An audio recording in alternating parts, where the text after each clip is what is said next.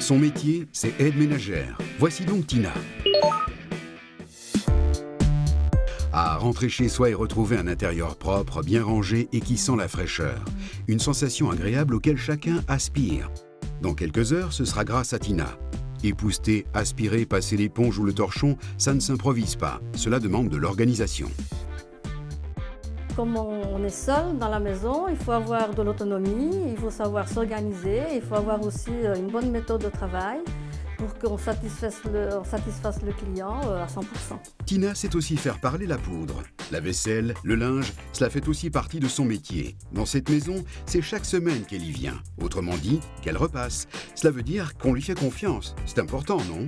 Nous rentrons dans l'intimité des gens puisque nous déplaçons des choses qui ne nous regardent pas et que nous devons remettre à place où nous les avons trouvées. Et finalement, à la fin de notre journée, de notre travail, nous devons tout vérifier pour que tout soit bien fermé chez le client.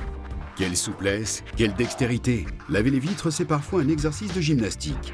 Voilà Tina qui prend de la hauteur. Mieux vaut ne pas être prise de vertige. Oui, c'est un métier très physique et c'est pour ça qu'au sein de l'entreprise, nous avons des formations justement qui nous aident à gérer nos méthodes de travail. L'aide ménagère doit pouvoir effectivement être à l'heure, avoir sa mobilité, respecter effectivement les horaires, les attentes du client et quand il y a un problème, pouvoir communiquer à la fois avec le client mais surtout avec l'entreprise. Notre but est que le client soit satisfait pour les tâches éligibles dans le cadre du dispositif des titres-services. Je me suis retrouvée seule, sans travail. Et j'ai frappé à la porte du CPF où j'ai fait 2 ans. Et après, j'ai trouvé dans la société où je suis comme aide ménagère. Et je suis là depuis 3 ans. Les jours se suivent et ne se ressemblent pas pour Tina. La voilà qui part pour une autre maison, dans un autre quartier, avec de nouvelles tâches à effectuer. Ce qui me fait plaisir, c'est de rendre les gens heureux. Quand j'ai fini mon boulot, la maison est bien propre, bien saine et les gens sont contents.